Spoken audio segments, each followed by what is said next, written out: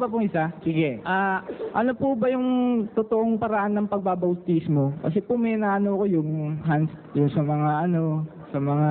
Sabi katulad sa amin, bautismo, ano? Kung uugatin mo yung mismong salitang ugat na bapto, ano? Baptiso, sa Griego, ang kahulugan nun, immersion, paglulubog. Paglulubog. Miski sa pasyon ng Katoliko, no? Nakasulat sa pasyon, ano? Babasahin ko sa iyo. Ito'y pasyong Candaba na sinulat ni Padre Aniceto de la Merced, pura paroko ng Candaba, Pampanga. Ang sabi dito, ang pagbibinyag ni Juan ay isisisid na minsan. Ayun. Ang buong katawan doon sa ilog ng Jordan parang pinaliliguan. Ayun. Yun daw pagbibinyag ni Juan, isisisid na minsan.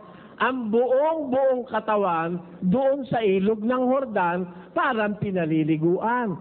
O ede yung palang baptiso o bautiso o bapto, ibig sabihin talaga paglulubog. Di mali po pala sa amin yung mga Katoliko yung binabas. Hindi ko sinasabi yun, ikaw ang may sabi nun. Pero talagang sa Biblia, inilulubog talaga ang binobautismuhan. Hindi na mapapatunayan ko sa'yo, no? Si Kristo nung bautismuhan, inilubog eh. Pakinggan mo, sa 3 ng Juan at Mateo. At nang mabautismuhan si Jesus, pagdakay umahon sa tubig. Tama?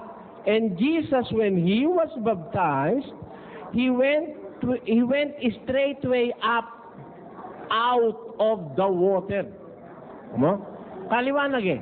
Jesus, when he was baptized, he went straightway up out of the water. Lumabas siya sa tubig. Ba't lumabas? Napaloob sa tubig, inilubog. Yun. Ngayon, sabi ng iba, bakit kami bautismong ganun? Problema na nila yun, hindi ko problema yun.